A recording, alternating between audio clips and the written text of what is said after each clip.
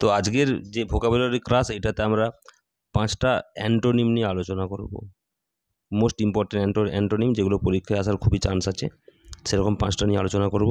তো ফার্স্ট যেটা আছে এপিলগ। এপিলগ অর্থ কি? এপিলগের অর্থ হচ্ছে একটা যে কোনো গল্পের উপসংহার থাকে, উপসংহার। এপিলগ বলতে উপসংহার বোঝায়। তো এর অপোজিট ওয়ার্ড কি হবে? অ্যান্টোনিম মানে অপোজিট ওয়ার্ড। এখানে আছে সিরাইল, এটা ভুল আছে, এটা স্টেরাইল হবে, স্টেরাইল হতো। স্টেরাইল কথার অর্থ হচ্ছে অনুর্বর বা নিষ্ফলা। তো প্রোলগ হবে এর অ্যান্সার। প্রোলগ কথার অর্থ হচ্ছে ভূমিকা, যে কোনো গল্পের ভূমিকা বা সূচনাকে বলে প্রোলগ। তাহলে ভূমিকা লিখলাম।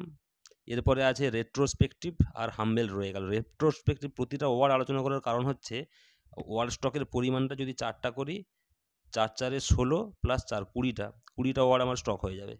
তো রেট্রোস্পেকটিভ যে কথাটি, রেট্রোস্পেকটিভ কথাটা হচ্ছে অতীতের বা পূর্ববর্তী কোনো জিনিস বা অতীতের দিকে দৃষ্টি নিক্ষেপ বা পর্যালোচনা, এটাকে বলে রেট্রোস্পেকটিভের মানে।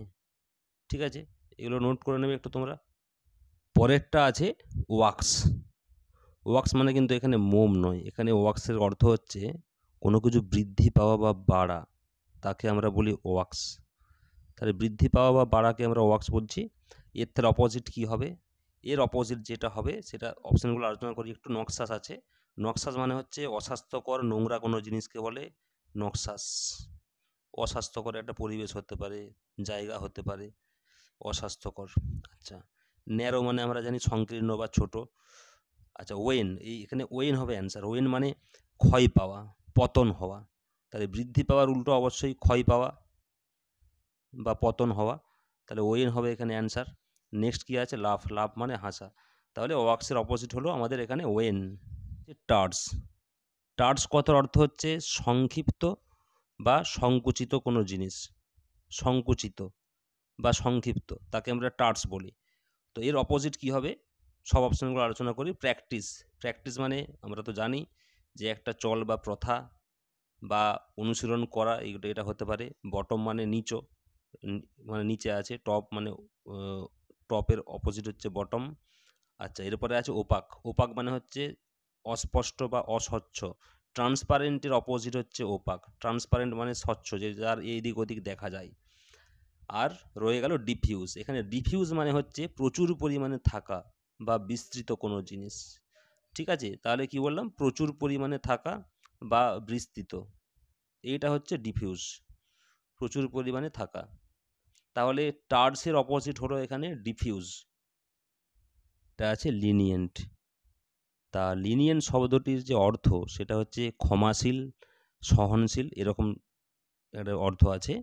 ক্ষমাশীল, ক্ষমাশীল মানে লিনিয়েন্ট, ঠিক আছে, বা সহনশীল।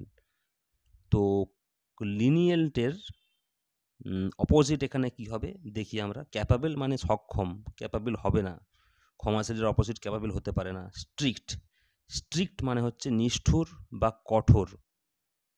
ঠিক আছে, কঠোর বা নিষ্ঠুর। এখানে স্ট্রিক্ট হবে লিনিয়েন্টের অপোজিট ওয়ার্ড বা অ্যান্টোনিম।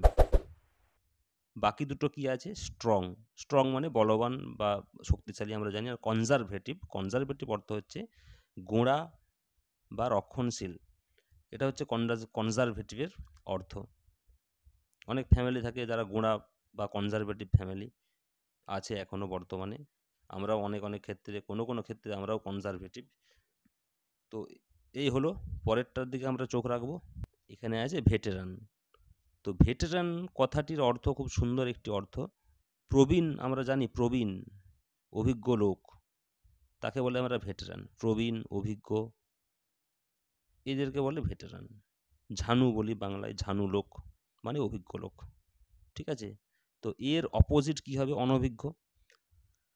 নোভাইস হবে এর অপোজিট। নোভাইস মানে যে হচ্ছে এই নূতন শিখছে, যে কোনো জিনিস শেখা শুরু করেছে, বা অনভিজ্ঞ কোনো বিষয়ে, অনভিজ্ঞ লোক, তাকে বলে আমরা নোভাইস। বাকি অপশানগুলো স্পাউস। স্পাউস মানে হচ্ছে কোণে, মানে বর কোণে হয়, সেই স্পাউস মানে কোণে। মডেস্ট। মডেস্ট কথার অর্থ হচ্ছে নম্র, বিনয়ী, তাকে মডেস্ট বলে। ঠিক আছে, আরও হলো প্লায়েবেল। প্লায়েবেল মানেও নম্র বা নমনীয়। এই ছিল 5টা আমাদের অ্যান্টোনিম।